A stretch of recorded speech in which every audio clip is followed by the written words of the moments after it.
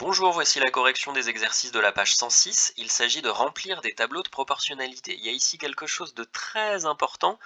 On sait qu'il s'agit de tableaux de proportionnalité. Si on le sait, alors forcément il y a un coefficient de proportionnalité, celui qui se trouve par exemple ici, et on va donc multiplier toujours par le même nombre, quelle que soit la colonne de ce tableau. Eh bien il y a une colonne ici qui va bien nous être utile, c'est le 8 et le 24. Fois combien doit-on multiplier là pour passer de 8 à 24? Eh bien 8 fois 3 ça fait 24. On est donc sûr que dans toutes les colonnes de ce tableau, on va faire fois 3. 1 fois 3 égale 3. 12 fois 3 égale 36. Attention, si on fait x3 pour descendre dans le tableau, et bien pour remonter dans la première ligne, il faut faire à l'inverse une division par 3, l'opération contraire. Donc 75 divisé par 3, ça fait 25. Ou alors tu fais une multiplication à trous, quelque chose fois 3 égale 75, et on trouve le 25. Allez, je change de couleur pour l'autre. Ici, il faut trouver quelle est la multiplication qui permet de passer de 361 à 1444. Franchement, j'en ai aucune idée de tête, mais on connaît maintenant la technique. Deuxième ligne, 1444 divisé par première ligne, 361. Ça nous donne le coefficient de proportionnalité, et on trouve que ça donne tout pile 4. Pourquoi c'est pas la peine de le faire dans toutes les colonnes cette fois-ci? Mais parce qu'on sait déjà que c'est de la proportionnalité.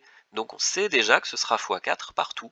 Allez, 185 x 4, calculatrice, 740. 72, attention, on divise par 4 puisqu'on va dans le sens contraire.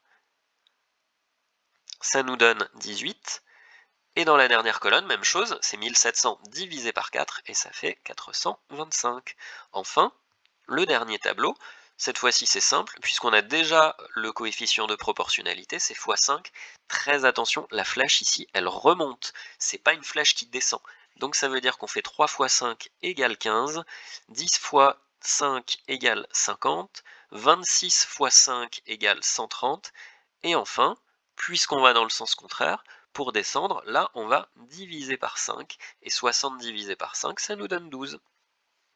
Pour l'exercice numéro 5, la pâtissière a pesé ses beignets, elle a trouvé 300 g pour 2 beignets, 450 g pour 3 beignets. Alors attention, parce que pour trouver le poids de 5, 6, 10 et 1 beignet, on va évidemment utiliser de la proportionnalité, sous forme de tableau si tu veux, peu importe. Mais pour utiliser la proportionnalité, il faut d'abord être sûr qu'il y a de la proportionnalité. Vérifions ça. Quelles sont les deux grandeurs ici? Il y en a une qui est évidente à trouver, c'est le poids des beignets. Et puis en fonction de quoi on a le poids des beignets, ici on a 2 beignets, ici on a 3 beignets, donc on a besoin d'avoir le nombre de beignets. Ça nous donne ce tableau. La première grandeur est bien le nombre, la deuxième c'est la masse. Est-ce un tableau de proportionnalité? Comment fait-on pour aller de 2 à 300? On fait x 150. Comment fait-on pour aller de 3 à 450? X 150 également. On a bien le même coefficient de proportionnalité. On peut utiliser la proportionnalité pour répondre aux questions suivantes. Combien pèsent 5 beignets? Alors ici, on n'a même pas besoin vraiment du tableau. 5 beignets, c'est 2 beignets plus 3 beignets. On sait combien pèse 2 beignets, c'est 300. On sait combien pèse 3 beignets, c'est 450. Donc si on a 5 beignets, il suffit d'additionner ces deux masses-là. Et ça donne 750 grammes. Pour 6 beignets, on va réutiliser le résultat par exemple qui est ici. 3 beignets, c'est 450 grammes. 6 beignets, c'est 3 fois 2. On va donc faire 450 fois 2. Ceci nous donne 900 grammes pour 6 beignets. 10 beignets, même chose, on va réutiliser, je sais pas, par exemple ça. On sait que 300 grammes, c'est pour 2 beignets. Et 2 beignets, il suffit de faire x5 pour obtenir 10 beignets. 300 grammes x 5, ça fait 1500 grammes. 1500 grammes qu'on peut convertir si on veut, et ça fait 1,5 kg. Et enfin, un beignet, ça c'est facile, c'est la moitié de 2 beignets. On va donc faire 300 divisé par 2, et on trouve 150 grammes, le beignet.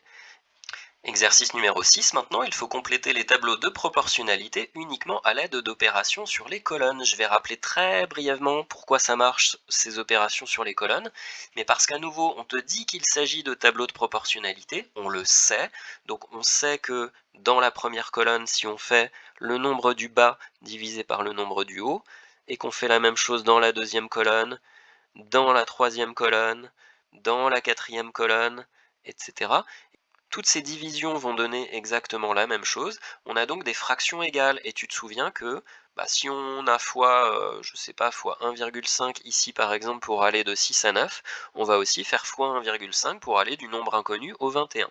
Alors tout ça, ça n'est pas obligé de l'écrire, c'est caché derrière le principe de la proportionnalité. On sait que c'est de la proportionnalité parce que toutes les fractions dans chaque colonne vont être égales les unes aux autres, et on va donc pouvoir uniquement mettre les flèches sur le tableau. On va partir du 9 et du 21 parce que c'est la seule colonne dans laquelle on connaît tout, et puis on peut remarquer tout de suite que pour aller de 21 à 63, on multiplie par 3. Du coup, pour aller de 9 à celui-ci, on multiplie par 3 également, et 3 fois 9, ça nous donne 27. Je garde la même couleur pour montrer qu'on aurait pu aussi aller de là à là. Tu remarques que 21 fois 4, ça nous donne 84. En haut, on va donc faire 9 fois 4 égale 36. Essayons maintenant de trouver autre chose. On peut remarquer que pour aller de 36 à 6, on divise par 6, puisque 6 fois 6, 36. Et donc pour aller du 84 ici à ce nombre-là, même chose, on divise par 6. Et ça donne 14. C'est un peu un jeu de piste, hein. Maintenant qu'on a le 6, on peut aller facilement ici vers le 30, puisque 6 fois 5, ça fait 30, et on va faire pareil, 14 fois 5, ici, ça va nous donner 70. Et enfin, on peut passer de 30 à 15 en divisant par 2. On va donc faire la même chose ici. 70 divisé par 2 nous permet de trouver le 35. Même méthode exactement dans le deuxième tableau en partant de la colonne 6, 9, là qu'on connaît entièrement. On voit que pour aller de cette colonne à cette colonne, nous devons multiplier par 2, car 9 fois 2 égale 18. 6 fois 2, ça fait 12. Ensuite, on remarque une division par 3, ici 12 divisé par 3 nous donne 4. Pareil, en bas, 18 divisé par 3, ça fait 6. On peut également faire 12 divisé par 6, qui nous donne 2, et ici 18 divisé par 6, qui nous donne 3. Maintenant qu'on a le 3, peut-être pour aller de là à là, on peut faire 3 fois 5 égale 15, et donc 2 fois 5 égale 10. Enfin, comment trouver ce 14 qui est là? On peut aussi partir du 2, et 2 fois 7 donnant 14, je pars du 3, et je trouve que 3 fois 7 égale 21. C'est terminé.